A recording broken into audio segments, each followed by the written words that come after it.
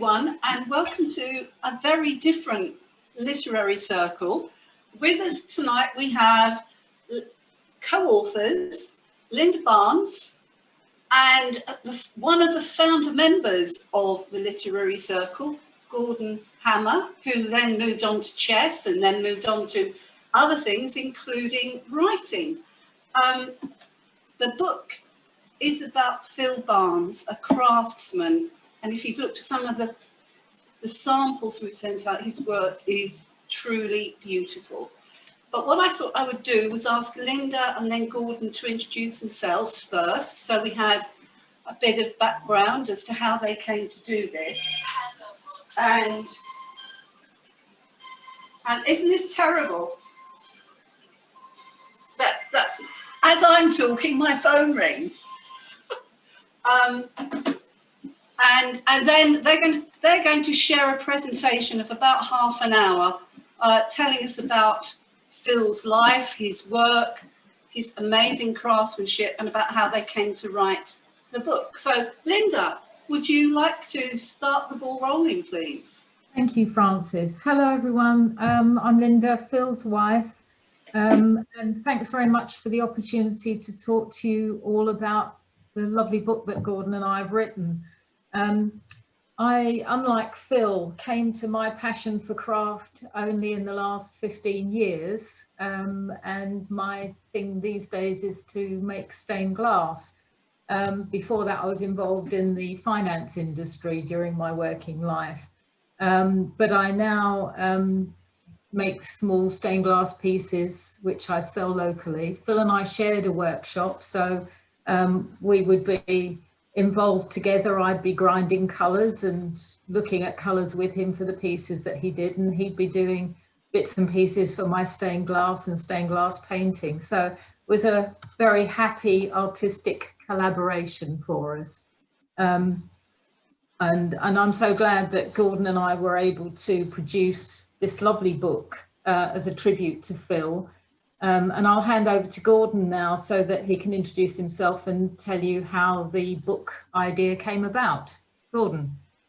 Thanks very much, Linda. Shall I introduce myself and then go straight into the talk, or do you want to? Yep, that'd be fine. Okay. My background is basically the jewellery trade and the silversmithing trades. And I started after I left school into the jewellery trade in retail. And then after a number of years, my wife and I set up a company in Hatton Garden, and we were there until we sold it in 1996.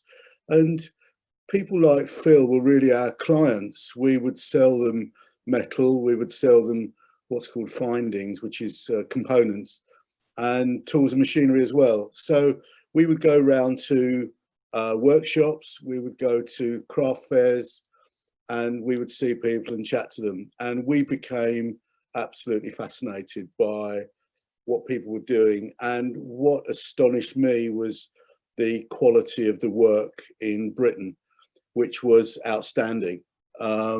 It's one of the better secrets in the silversmithing industry that during the 80s and 90s, we were literally exporting tons of silversmithing in particular to the Middle and Far East. And these were two the most discerning clients in the world, the royal families in the Middle East, and anything that could be made in silver and gold was. There's an element of doubt about the good taste of some of these pieces, but the order turned up. If you wanted a 6-foot enamelled silver peacock, you got one, and it was shipped out, and nobody was any the wiser. Never got into the newspapers, never got into the trade magazines even, because it was all such a secret. The premier fair for craft, silversmithing and jewellery is the Goldsmiths Fair, which is every September, or was up until very recently. And that's when I first met Phil Barnes. And it was the first time I'd ever been to a Goldsmiths fair. This is in 1988, and this rather charming gentleman standing quite diffidently behind his stand had a perfectly astonishing piece, and I'll show it to you. So this was the piece that he was selling, and it's can you see it, by the way, because I've now lost you all? No. No? Oh, sorry, I've got to do share screen. Sorry, Yeah. I beg your pardon. Share screen. Yeah. Won't be a second. So can you see that now? Yes. The dish, fine. So I saw this piece in 1988 and really loved it. There are various things that attracted me to it. Firstly, I adore enamelling, and this is the first ever piece in our collection. My wife and I collect silversmithing. First ever piece, just adored it.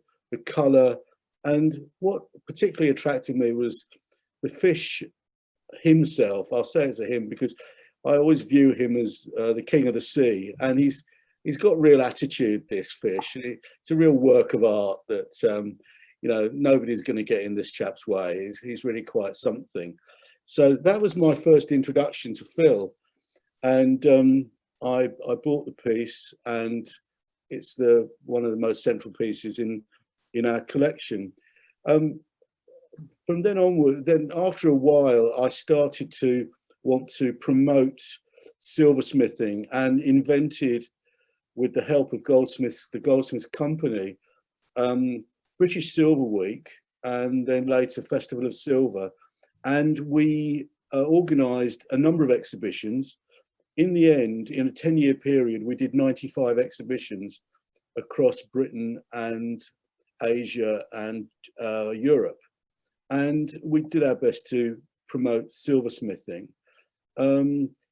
The Goldsmiths Company were very, very supportive and largely funded the whole thing. So round about, this is a picture of Phil on your left and me in the middle and Linda. And this was a function that I'm also involved in called the Goldsmiths Craft and Design Council, which Phil was heavily involved in as a competitor and judge. The three of us met, and unfortunately, Phil was not well. And we discussed having an exhibition of his work. And within a day, I'd approached the Goldsmiths Company, and they had agreed to an exhibition. With the Goldsmiths Company, it's always tricky negotiating with them. They have a tendency to change their mind or move the goalposts. But we were offered an exhibition at the next Goldsmiths Fair, which was wonderful. And to support it, Linda and I thought that a great idea would be to have a catalogue. And the catalogue grew into a book. So we got going on that. Unfortunately, Phil didn't live a great deal longer than the time after this photograph, which is, you know, a huge loss to us all. But that's why the book came about, and how the book came about. And unfortunately, we're still waiting for the exhibition, which we hope might be maybe the next Goldsmiths Fair next September, but there's talk of a virtual Goldsmiths Fair rather than a physical one, so we might miss out yet again. I'm going to pass you over now to Linda to talk about his work and his life. So, Linda.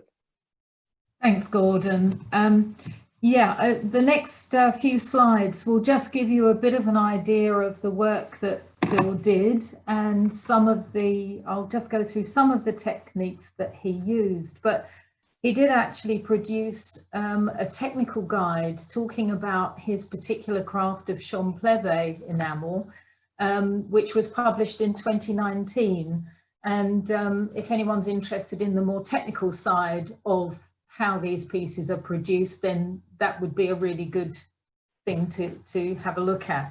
But anyway, to talk in brief about these pieces, some of the larger pieces like this, say large in terms of not jewellery pieces, this piece was probably about 8 inches across, would have been made with the champleve technique, which is where an area of silver is recessed with an engraving tool. You take away the metal to reveal what's called a cell where the enamel would sit. Now in this piece, you can see on the right hand side in the detail, not only is there a recess for the enamel, but under that enamel there is very fine engraving too. And the colours are beautifully graded. And what I mean by that is, in the area at the top, for example, the colours go from light to dark, and in some areas they go from one colour to another colour. And Phil mastered and started this technique of actually overlaying enamel and grading colours, which was quite unique to him and quite unusual. It's a very creative design. It's sort of based on organic flower type shapes, but as you can see, they're very sort of artistically represented here. Next slide, please, Gordon. This piece, quite different, called Snake Box, and this really demonstrates Phil's ability to follow a very strict design. His accuracy in forming these cells and designing this shape is quite amazing. And although it looks as though this piece might be one colour, in actual fact, several shades of green were used to give us a sort of slightly graded and a deeper effect. Even some yellow was incorporated in this piece. Next slide, please, Gordon.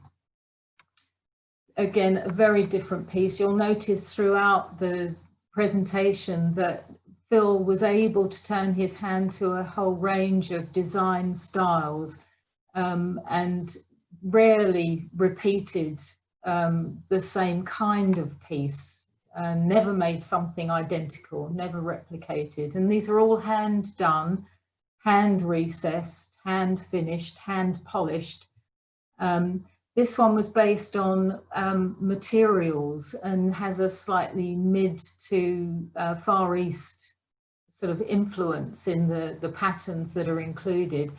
And something that was quite unique in this piece was, you see the little emerald looking stone at the top on the right hand picture. That's actually an enamel, and what he did was create almost a faux gem and a setting to make it look as though there was a stone set into that centerpiece with a drop. Quite clever. Next slide, please, Gordon. The snake box that we saw earlier, this is the bottom of that box. And what you'll notice is not only it shows you the grading of the colors more clearly, but also how the design shrinks to the base, and that what would represent the snake's eye in the center, this lovely feature. Phil would always say the back or the underside of a piece should look as beautiful as the top. So he would look at a piece from all aspects, and this piece, as you lifted the box, you'd see this snake's eye underneath, and it's got that beautiful sort of bright golden look to it, because what he would do, this is made in silver, but he would underlay 24 karat gold leaf in the cell, so that the color he laid on top, which in this case was a paler yellow, would really zing and give you a very beautiful, rich color. Next slide, please, Gordon. This piece, a Paisley table salt, was actually, it sort of came from a sample piece that Phil had done for a jewellery company in Delhi in India. The center section on the lid that you see was based around Paisley designs, which originated in India. And he did this piece so that he could take it with him and show the workshop craftsmen what they could achieve with engraving and enamelling. When he came back from that trip, he decided to incorporate it into a piece, and this idea of having a surrounding and a salt dish with a spoon came to him. And the technique in the blue area for the dish itself is called Vase. This is a little different from what he would normally use, in that Vase you use, that's all one colour in there, and the reason it looks darker in areas is because part of the silver is taken down a little bit deeper so that the enamel is thicker and therefore gives you that richer colour. Again, a masterful pattern design, and the eye is very critical of anything that doesn't look quite right, and you'll see how beautifully that's laid out and finished. Next one, Gordon, please. This slide shows a picture of Phil's father, Charles Frank Barnes, known in the trade as Fred. Phil was a second generation engraver and enameller. His father began this work in 1926 and was aged just 14 years of age. And an account of Phil's father's first day at work at 14 is actually included in the book. Phil recorded aspects of his own working life as well, talking about the jewellery trade in London in the early 50s and 60s. And I'd just like to read one of the anecdotes that is included in the book about Phil's first visit to a workshop with his father when he would have been about 7 years old. Dad unlocked the door and pushed it open. We entered into a dark hallway, continued down the passage and out into the backyard into daylight, only to be met by 2 ferrets bouncing around in a cage, running along a wall. I'd never seen a ferret before, not a common sight coming from Fulham. Passing the ferrets with eyes partly closed, I caught my first glimpse of the workshop, a long cobbled together looking structure with windows all down one side and built as a lean-to up against the outside wall of the neighbouring house. On entering the workshop, the smell hit me, slightly acrid, with a hint of terps, setter's cement and 3-in-1 oil, a warm, almost comforting smell that can only be described as workshop. I think that little passage just gives such an insight into the working world of the jewellery trade at the time. It wasn't glamorous. Workshops were often set up in the back of terraced houses so that landlord could get more rents. And it does give us a glimpse into the social history of the jewellery trade at that time, which is almost forgotten. Next slide, please, Gordon. This is Phil as a young apprentice working for his dad. In the 1960s, Phil's father set up his own company, CF Barnes, and at age 15 in 1967, Phil started his apprenticeship there. The company were trade enamellers working for other jewellers and soon developed a reputation for high quality, and the CF Barnes workshop became one of the leading sources of enamel work for the London and international jewellery businesses, including such names as Cartier's, Asprey's and Garrard's. Whilst he was still an apprentice, Phil won the Jack Cartier Memorial Award for this piece. Next slide, please, Gordon. This is based on a card that his father had received from a friend in Germany and represented a stained glass window. When Phil won this award, which is part of the Goldsmiths Craft and Design Council competition, he was just 19, and Phil remains the youngest ever recipient of this award. And just to put that in some perspective, in over 60 years since Cartier set up this award, it's only been won 40 times. So it's a very, very prestigious award, and amazing for him to have received it. He was terribly proud of that. When Phil's father retired in 1982, Phil set up a workshop of his own and continued trade work for prestigious clients and developed his own working techniques. Next slide, please, Gordon. He also did some smaller jewellery pieces. He continued to make his own pieces in his spare time whilst running a very busy workshop. And the next few slides will show some of Phil's own pieces that he made between 2007 and 2017. On the left, you see the Yoxford jewel, designed, handmade by Phil, and it demonstrates a lot of his skills in designing, making and finishing. The piece would have been pierced out from flat silver and then formed up with a slight bevel. It was hand engraved and enamelled, and he made the gold settings for the stones and pearls. He also strung the pearls, so he completed the piece himself. On the right, a very different design here called the Graffiti pendant. He used the same techniques, but obviously a very different style. And Phil made the little beads, the enamelled beads for this piece as well that you can see. Next slide, please, Gordon. The reverse of the pendant, of the graffiti pendant here, and as we said before, Phil would make the reverse or the underside of a piece as well as interesting as the main part, the front of the piece. And here you can see how he's pierced out the back of the silver and set a stone in, again, gold setting on the back of the pendant. He concentrated more on his own work from 2010, and the next slides will show some more objects that he made, similar to the ones we saw earlier. This first one, the Willow pattern plate, was a very specific commission brief for him. And at first he thought, oh, you know, this would be, you know, not too much of a problem. But if you can see, this piece is actually only 8 centimetres across. It's very small. And the detail on the right, you can see, even the little men going across the bridge and their little hats and their hair behind them. The detail was exquisite.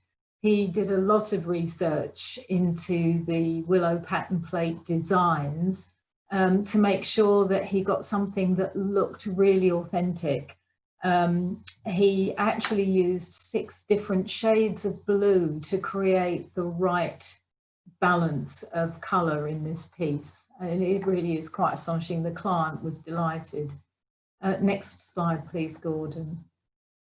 This was another commission that called the Lion's Head Beaker, and Lion was the name of the client. His name in Dutch, translated into English, is lion. So the lion motif was very important to him, but beyond the motif of lion, he gave Phil pretty much free rein to do what he wanted.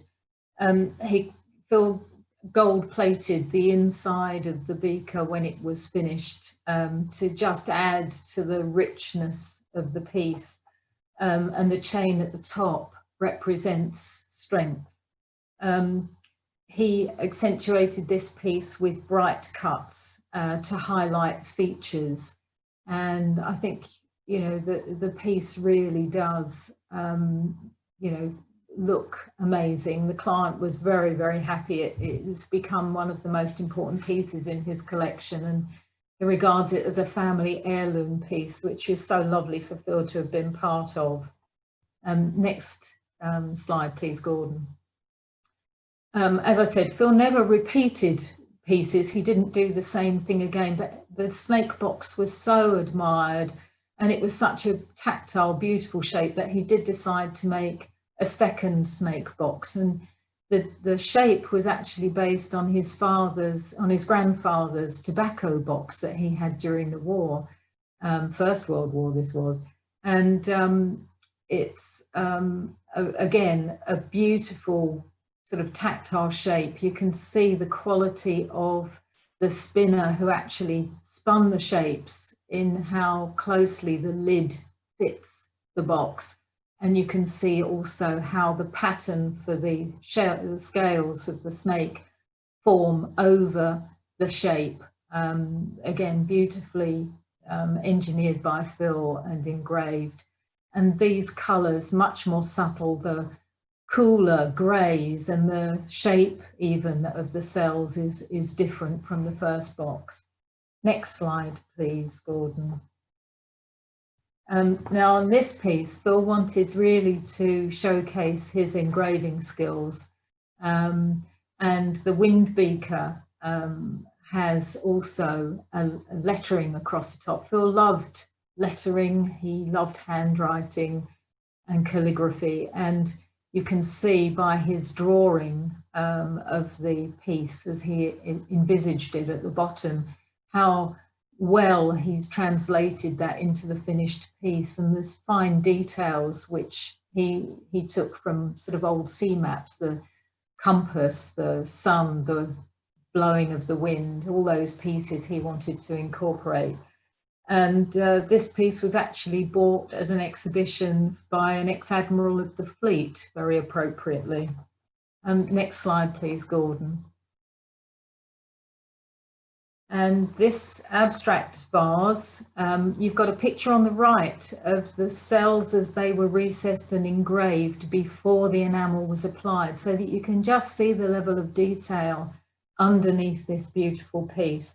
It's a fantastic shape. It's quite difficult to mark out a pattern on a shape like this. So Phil would actually draw the pattern on. He'd have an idea of what he wanted to do, but he'd draw it onto the piece because it never quite translated onto a curved surface in the same way it would on a flat surface.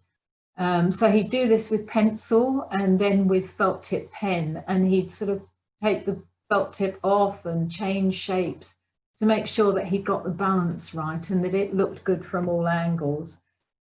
This piece was one of the last that he completed. In 2019, the Goldsmiths company purchased this. It was the last piece that was available to be sold. And an announcement was made at the Goldsmiths Craft and Design Council Awards in 2019. Unfortunately, Phil and I were able to go to that. It's where the picture of Phil, Gordon and I came from. And he was so delighted that the Prime Warden had made an announcement about the purchase of the abstract vase. He was very, very proud of his connection with the Goldsmiths company. Next slide, please, Gordon. And this shows Phil with the Prime Warden at the time, Timothy Schroeder of the Goldsmiths company, receiving one of the many awards, gold awards that he achieved throughout his long and illustrious career. As I say, he was very, very proud of his association with the Goldsmiths company and also with the Craft and Design Council. And I'm so glad that the book that Gordon and I have produced is a fantastic tribute to his exceptional talent. And it's wonderful that his personal history, which he'd wanted to publish for many years, has finally seen print. I'll hand over now to Gordon to talk more about the book itself and how it came into being. Thank you. Thank you so much, Linda. I think what you're starting to appreciate now is that this is a set of skills, which you may not know that enameling is one set of skills, design is another set of skills, silversmithing is another, and engraving is yet another. And people spend their whole lives just learning one of those skills, and Phil brought three of them together. It's normally reckoned that to learn one type of skill in craft takes 10,000 hours, and he achieved that in his life and brought the three together. So when we would always have an enormous problem with the Goldsmiths Craft and Design Council judging his work.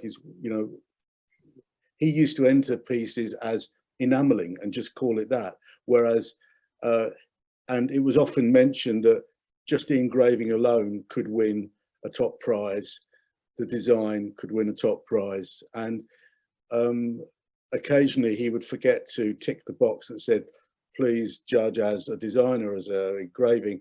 And rather oddly, he would occasionally miss out. This is a piece that I came across, which caused Phil great consternation because of me.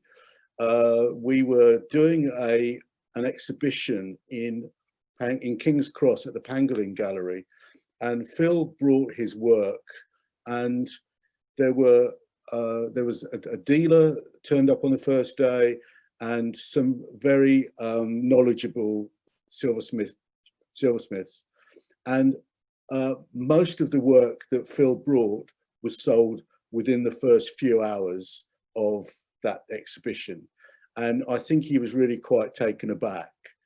The problem that I created for him was that he built this, you know, remarkable beaker, just the beaker alone, and I was rather keen that he compete again for the Cartier Prize at the awards competition. And I said to him, well, this is all very well, Phil, but it's not important enough. And he looked, and I didn't realize this at the time, he was completely crestfallen that he had produced this amazing beaker.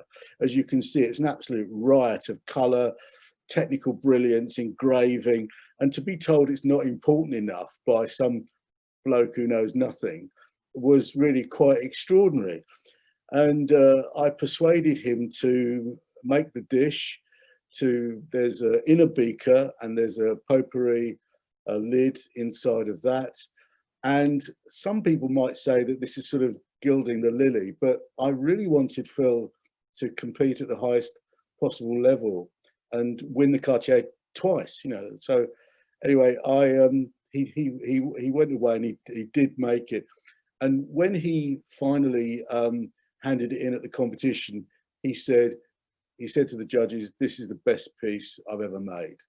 And it was, I think it is. I think it's a particularly fabulous piece, and Angela and I are just delighted to own it.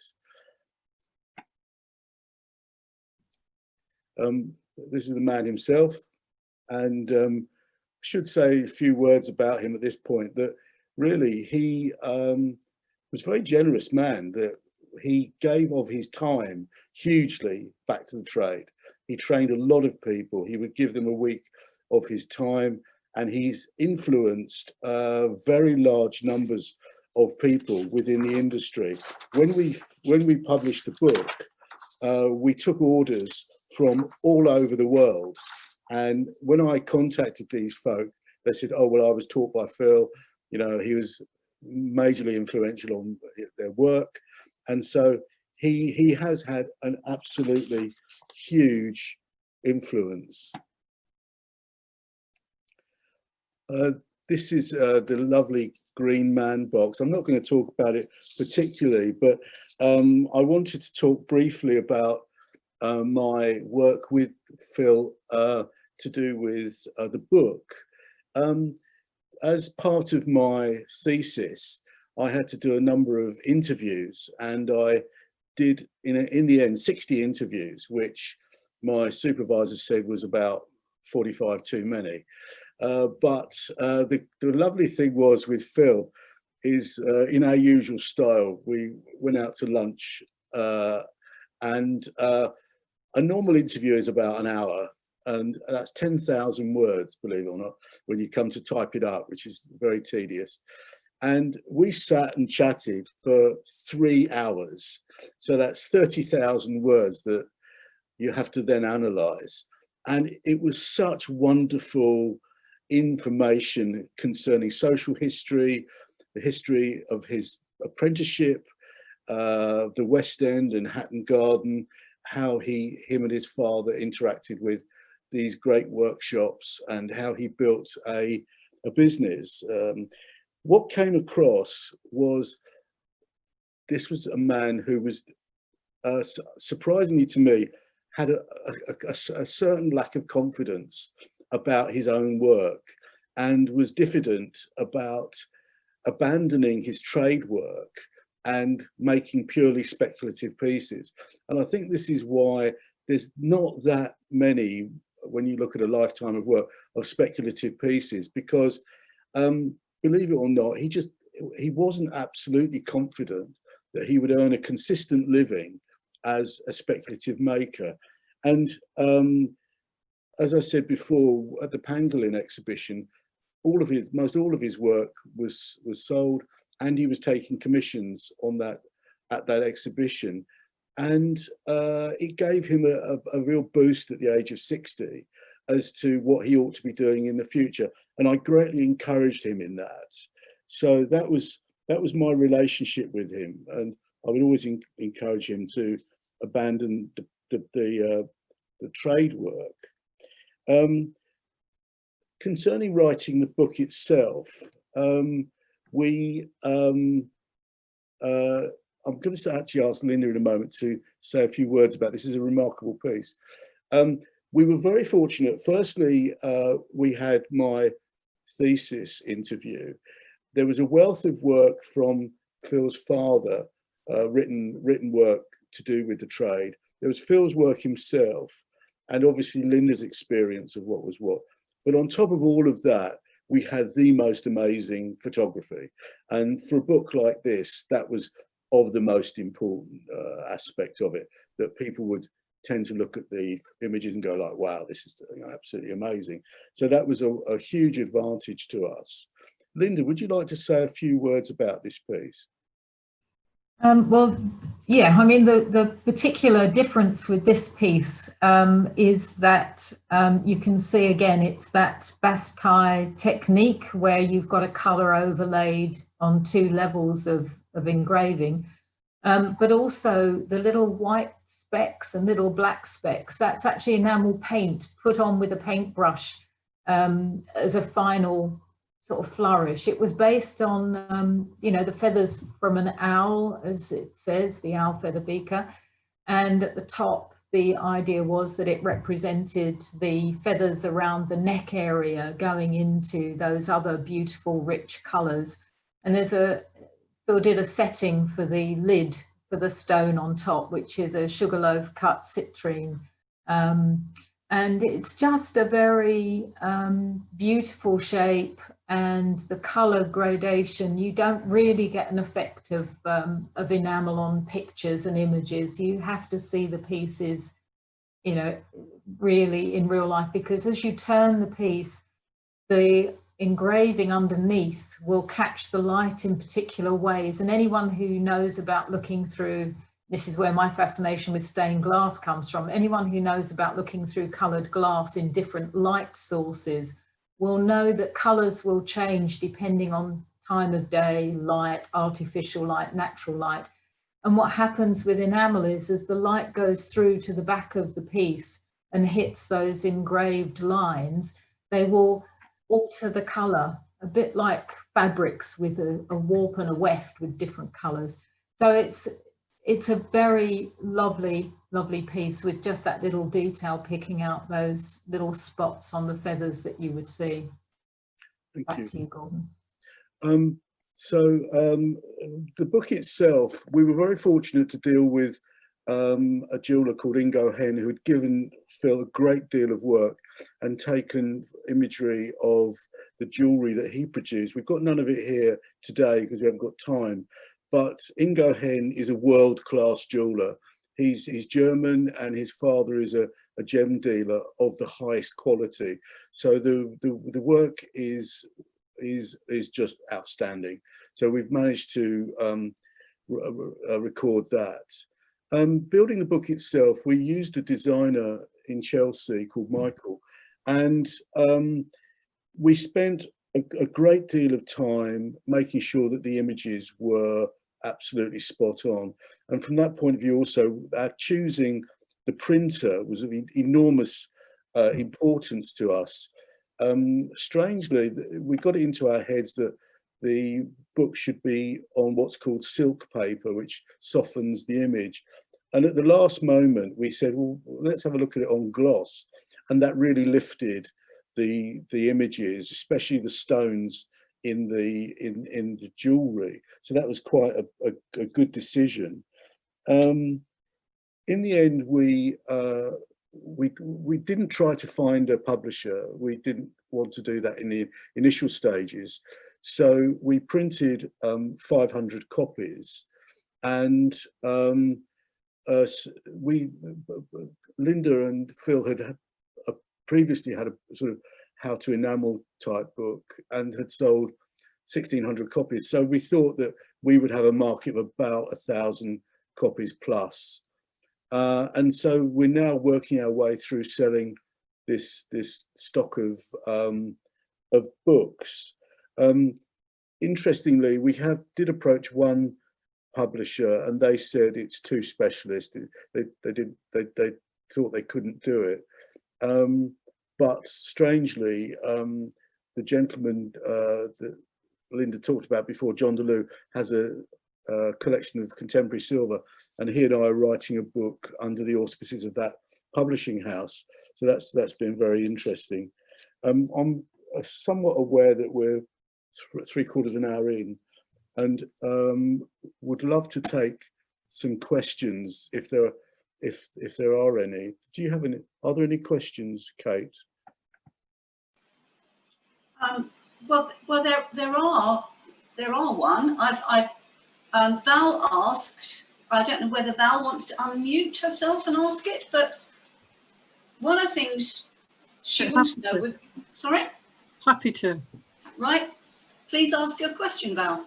Yeah, Gordon, you mentioned Silver Week, and I wondered when that was, and whether there'd be an opportunity to do something in the club around that time.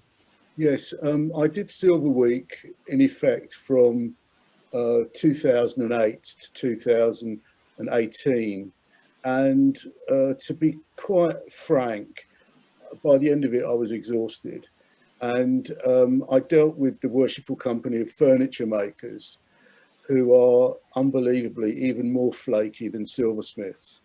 And when you're dealing with artist craftspeople, and I'll give you an example, I set up, I think I did about 4 exhibitions with furniture makers and silver at the Goldsmiths Centre, and the furniture makers would say, oh yeah, I really want to sign up to this and do it.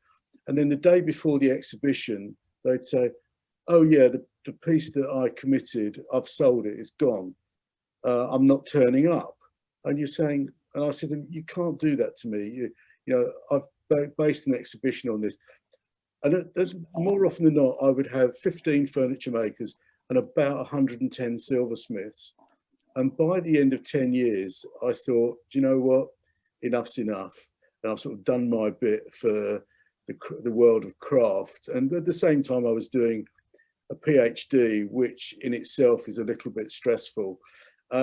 So no is the answer, I'm sorry to say. I'm going to be perhaps doing Wisley this coming year, but that's subject to COVID.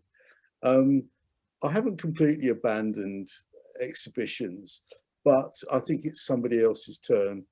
And mostly people recognise that exhibitions are for love. They're certainly not for earning a living. So I'm sorry to disappoint you that my time in exhibitions has kind of come to a grinding halt. What about the exhibition that you and Linda mentioned that had been planned for the Goldsmiths Fair this year? Yeah, we want to do that.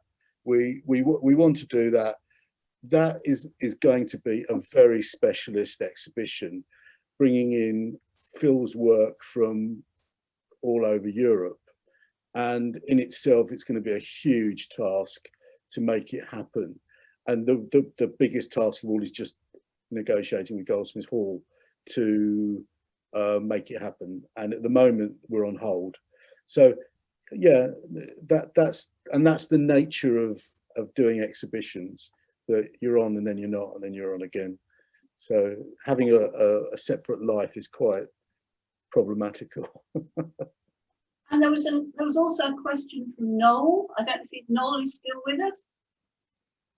Yes, I am.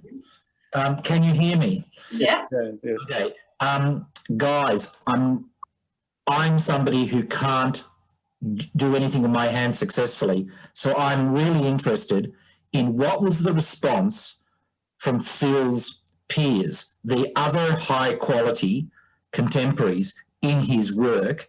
I get the fact that he won so many awards and was well respected by the clients and the leading lights, but I'm interested in the other men and women who were contemporaries. Was it the design or was it the flawless creation? What got their respect? Linda, if you could answer that. Yeah, sure. Well, you've got to remember that the competition that we spoke of, the Goldsmiths Craft and Design Council, a number of the judges are actually practitioners. They are, you know, masters in their own field. And Gordon mentioned, you know, Fred Rich as one, was a colleague of Phil's. I think he was highly respected by other people in the jewellery industry, because although he may not have had a high profile name to the public, within the industry it's a very small group of people who operate at that level of expertise and with that kind of kudos, if you like. So his name was very well known and he was highly respected.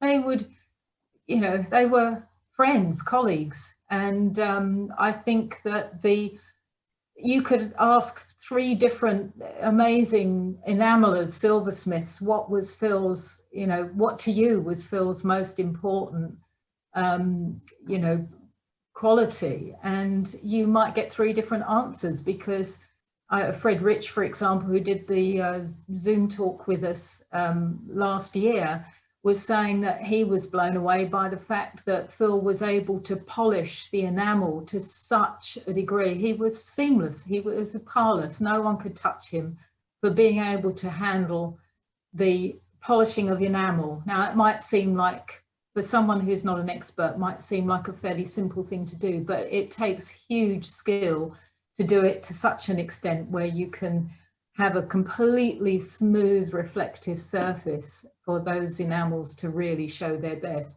And for others it might be the fact that his engraving was stunning, his accuracy in following lines and fine lines, it's all done by hand, his eye in recessing to a particular level.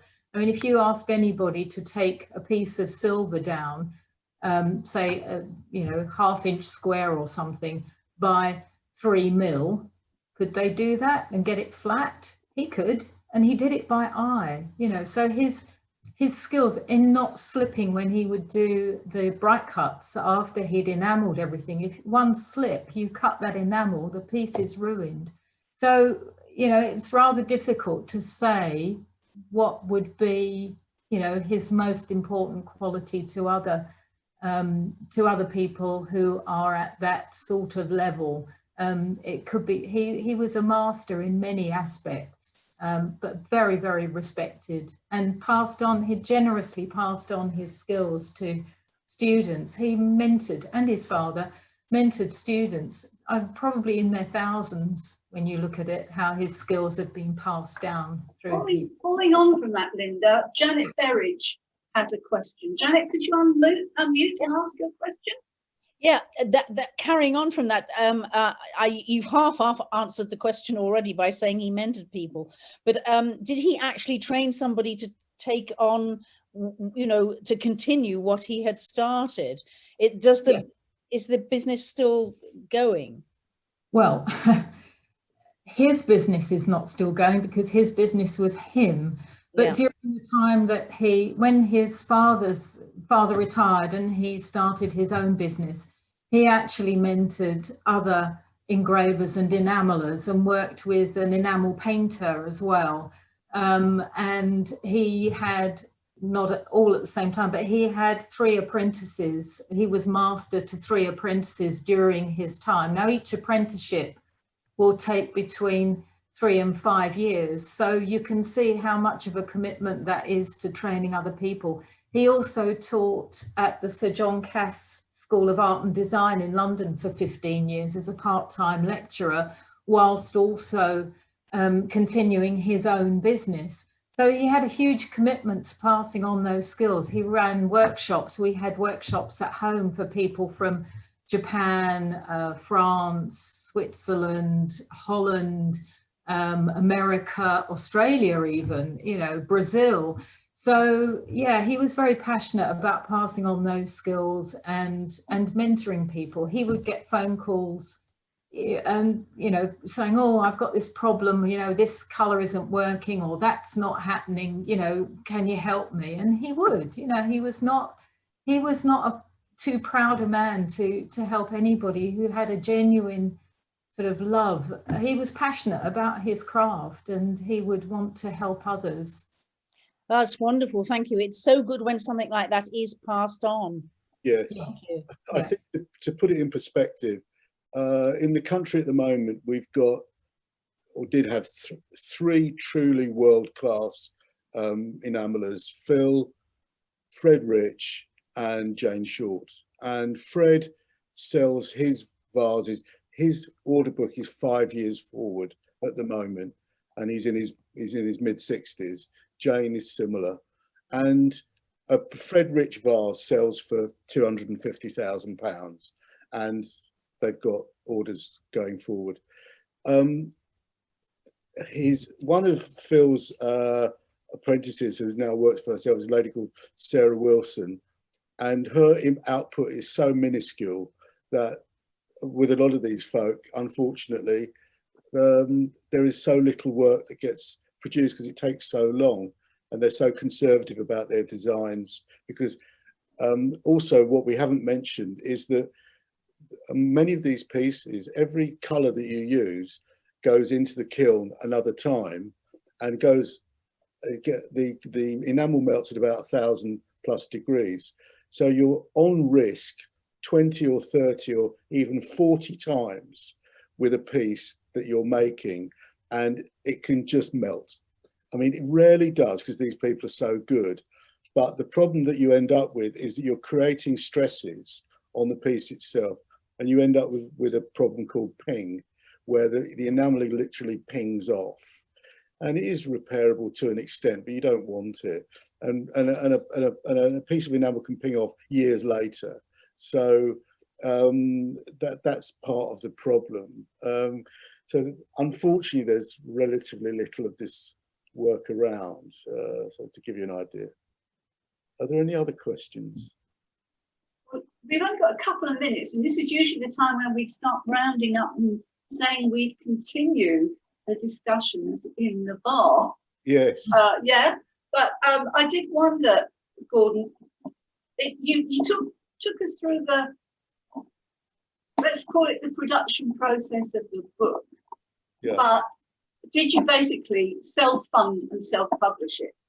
We self-funded, so Linda and I both put money in, and also Ingo Henn pre-ordered quite a number of books, so that gave us some money. I think we got away with murder that we produced 500 books for 15,000. Michael charged us about 6,000 or 7,000 for his work, and we spent about 9,000 on printing, binding, printing, and we used a top-end binder and a top-end printer.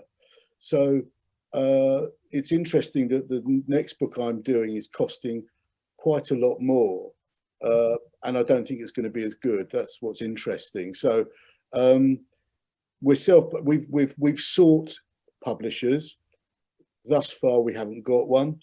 I don't think we're going to get one because the market for this book is already satisfied. That I think maybe in the end, 1,000 people will have this book, but that's the size of the market. And so publishers are deeply disinterested in a 1,000 run. They just can't make money at that, and neither will we. So this really is a labour of love from Linda and my point of view. And obviously I haven't charged any money at all for this. I haven't taken a wage, neither has Linda. So, you know, we spent a year talking to each other virtually every day. Yeah, but he's the Fabergé of our day. How could that be? I think this is quite interesting that Fabergé is in high regard because of the provenance of the pieces.